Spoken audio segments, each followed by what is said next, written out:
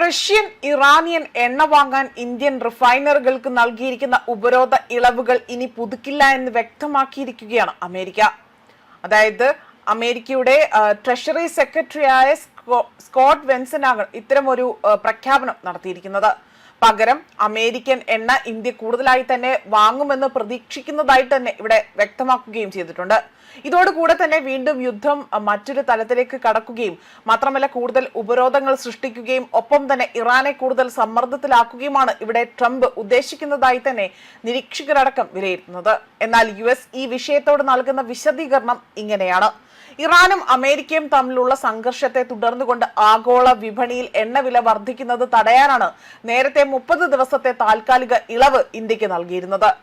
അത് വലിയ രീതിയിൽ കടലിൽ നിലവിൽ എത്തിയിട്ടുള്ള എണ്ണയുടെ ഇടപാടുകൾക്ക് മാത്രമാണ് ഈ ഇളവ് ബാധകമാകുന്നതെന്നും ഇതിലൂടെ തന്നെ റഷ്യയ്ക്ക് വലിയ സാമ്പത്തിക ലാഭമുണ്ടാക്കാൻ കഴിയുമെന്നും ഇവിടെ ഇവർ എടുത്ത് വ്യക്തമാക്കുകയാണ് ചെയ്തിരിക്കുന്നത്.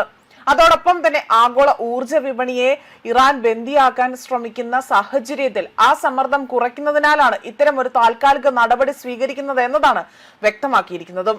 അതോടൊപ്പം തന്നെ റഷ്യയിൽ നിന്ന് ക്രൂഡ് ഓയിൽ വാങ്ങുന്നതിനായി തന്നെ ഇന്ത്യൻ റിഫൈനറികൾക്ക് അനുവദിച്ചിരിക്കുന്ന താൽക്കാലിക ഇളവ് ഇനി പുതുക്കില്ല എന്ന് അറിയിച്ചതോടുകൂടി തന്നെ റഷ്യയിൽ നിന്നും എണ്ണ വാങ്ങുന്ന രാജ്യങ്ങൾക്കാണ് വലിയ രീതിയിൽ ഇത്തരത്തിൽ തിരിച്ചടി ലഭിക്കുന്നത്.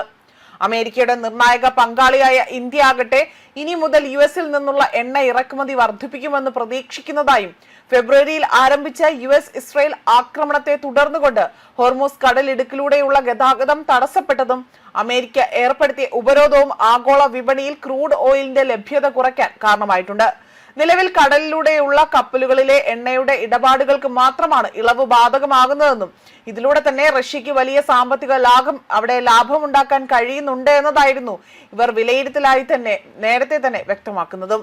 അതേപോലെ തന്നെ ആഗോള ഊർജ വിപണിയെ ഇറാൻ ബന്ദിയാക്കാൻ ശ്രമിക്കുന്ന സാഹചര്യത്തിൽ ആ സമ്മർദ്ദം കുറയ്ക്കാൻ ഇത്തരം ഒരു താൽക്കാലിക നടപടി ഇവിടെ സ്വീകാര്യമാകുമെന്നും ട്രഷറി സെക്രട്ടറി വ്യക്തമാക്കിയിട്ടുണ്ട്. ഇറാനെതിരായ US-ഇസ്രയേൽ സംയുക്ത ആക്രമണത്തിന് പിന്നാലെ തന്നെ ഹോർമൂസ് കടലിടുക്കിലൂടെയുള്ള കപ്പൽ ഗതാഗതം കൂടുതൽ തടസ്സപ്പെടുകയാണ് ചെയ്തിരിക്കുന്നത്. ഇത് ആഗോള വിപണിയിൽ ക്രൂഡ് ഓയിലിന്റെ ലഭ്യത കുറവിനും വില കൂട്ടുവാനും കാരണമായിട്ടുണ്ട്.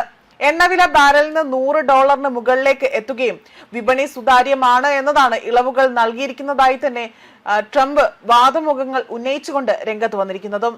ഇതിനെല്ലാം ഇടയിലാണ് ഇത്തരത്തിൽ വലിയ രീതിയിൽ ഇന്ത്യക്കുൾപ്പെടെ തിരിച്ചടി നൽകുന്ന പ്രഖ്യാപനം അമേരിക്കയുടെ ഭാഗത്തു നിന്നും ഉണ്ടാകുന്നത്. ന്യൂസ് ഡെസ്ക് കർമ്മ ന്യൂസ്.